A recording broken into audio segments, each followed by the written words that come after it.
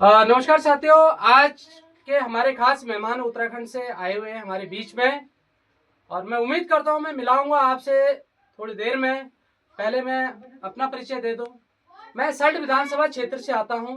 मेरा नाम मनोज कुमार है और जो मेरा गांव है वो ग्राम सभा मसकोली है। आपको उम्मीद होगा कि मैं हमेशा अक्सर हर वीडियो में आपको ऐसे ऐसे लोगों से मिलाता हूं जिन्होंने उत्तराखंड के लिए बहुत कुछ किया था। और उत्तराखंड की विचारधारा हो या उत्तराखंड की बात विचारधारा हो या कहे और मुद्दे रहे हो या उत्तराखंड को अलग होने में उन्होंने बहुत सारी अपनी अपनी भूमिका निभाई।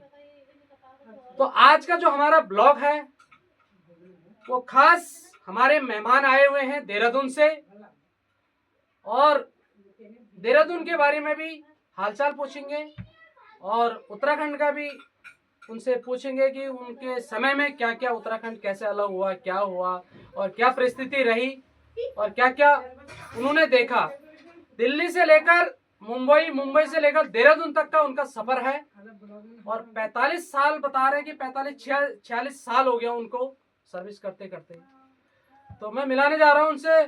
सर नमस्कार। नमस्कार। तो ये है हमारे नंदराम जी और इनका जो गांव है वो पड़ता है अल्मोड़ा में, हाँ पौड़ी पौड़ी गढ़वाल में है और जो गांव है उनका सेरा ग्राम सभा है आपका जसपुर सेरा ग्राम सभा है और तहसील आपकी है श्रीनगर, तहसील थलीसैंड और ब्लॉक है बिरोखाल।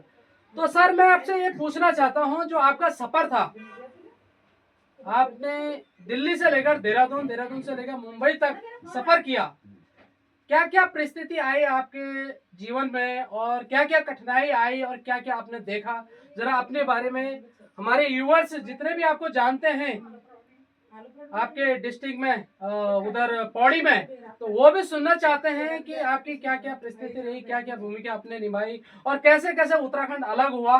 इस बारे में थोड़े आप अपनी बात रखिए सर। परिस्थितियां तो ऐसी थी कि बहुत उतार चढ़ाव देखे हैं जी। तो इसमें मेन बात है कि तब से अब तक 43 साल मेरे को जॉब करते हुए हो गए। जी जी जी।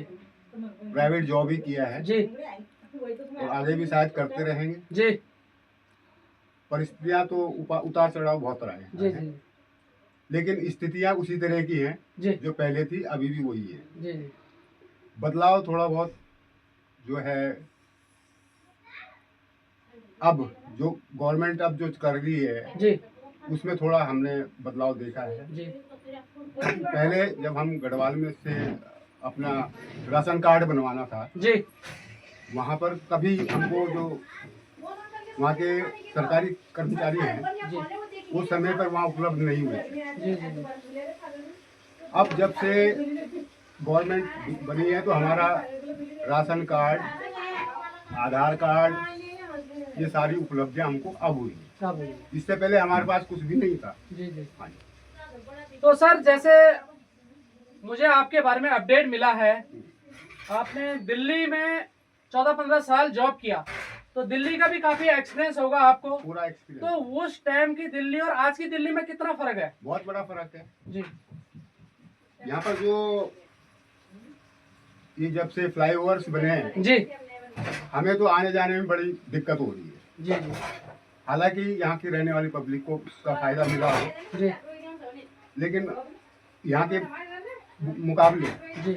हम अपने देहरादून में ही सुखी अपने को महसूस करते हैं। तो नंदलाल जी जो कह रहे हैं कि दिल्ली से बेहतर देहरादून में हम लोगों को काफी राहत मिलती है और देहरादून की जो विचारधारा है वो एक उत्तराखंड की जो भावना है और कहते हैं कि जो पलटन स्टेट है देहरादून, वहाँ की जो विचारधारा, वहाँ का जो वातावरण है वो काफी दिल्ली से बेहतर है। और दिल्ली में पब्लिसिटी ज्यादा है, भीड़ भड़ाका है और ट्रैफिक का बता रहे हैं कि काफी दिक्कत होती है आने जाने में। तो बता रहे हैं कि देहरादून में काफी सुकून है। तो सर देहरादून में जो देहरादून की जो परिस्थिति है अभी इस टाइम पे क्या चल रहा है देहरादून में? इस टाइम तो बहुत अच्छा चल रहा है। अच्छा, बहुत बढ़िया चल रहा है। तो मैं तो सुनने में आ रहा है, मेरे पास डेली अपडेट आते हैं कि वहाँ पे धरना प्रदर्शन हो रहा है या अपनी अपनी पार्टियां खड़े कर रहे हैं। ऐसा है, जब तक कांग्रेस गवर्नमेंट थी जी तो वहाँ पर ये धरना प्रदर्शन होते रहते थे जी और आए दिन होते रहता है। 4-4, 5-5 पार्टियां करती थी जी। लेकिन अब वहाँ पर इस तरह का कुछ नहीं है। वहाँ पर अलाउ ही नहीं है। वहाँ पर इस तरह का है कि सरकारी कर्मचारी अगर धरना वो करता है जी उसको वहाँ से हटा करके उसकी जगह नई भर्ती की जाएगी।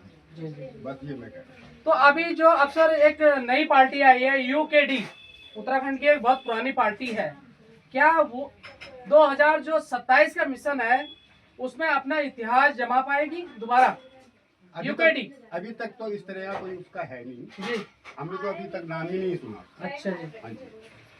तो नंदलाल जी जो कह रहे हैं कि देहरादून में जो यूकेडी की जो अभी यूकेडी का मतलब है उत्तराखंड क्रांति दल होता जी है। जी जी लेकिन इस तरह का उसका कुछ है नहीं, तो बस तो नहीं है। अच्छा, तो कहीं ना कहीं हमारे जो देहरादून से नंदलाल जी आए हैं वो बता रहे हैं कि देहरादून में अभी यूकेडी का जो दबदबाव है थोड़ा कम है, पर अक्सर जो हमारे पास न्यूज आती है हमेशा वो यूकेडी के जो अध्यक्ष है वो बता रहे हैं कि हमने 70 से 70 विधानसभा सीटों पे अपने उम्मीदवार उतार रहे हैं और इस बार हम 2027 में अपना मिशन रखेंगे और इलेक्शन लड़ेंगे। तो देहरादून की बाकी परिस्थिति सही है, बिल्कुल परफेक्ट है, बहुत अच्छी है।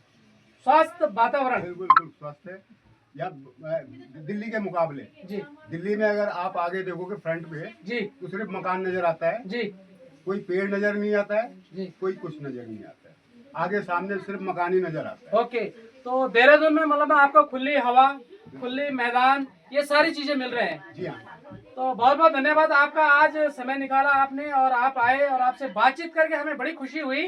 और आपने जो यूवर्स हैं जो आपके जानने वाले हैं उनके लिए क्या कहना चाहोगे आप?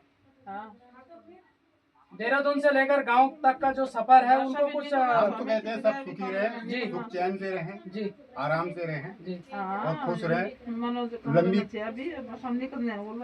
लंबे समय के लिए उनके लिए कामनाएं करते हैं। तो जैसे कि हमारे सर ने बताया कि हम आप लोगों के लिए ऊपर वाले से प्रार्थना करते हैं कि आप जहाँ भी रहे स्वस्थ रहिए, मस्त रहिए और ऐसे ही मुस्कुराते रहिए और आने वाला भविष्य आप सभी के लिए नव वर्ष की हार्दिक शुभकामनाएं। और उम्मीद करते हैं कि फिर एक और वीडियो के साथ आपके साथ मुलाकात होगी। तब तक हमें दीजिए इजाजत। जय हिंद, जय भारत, जय उत्तराखंड।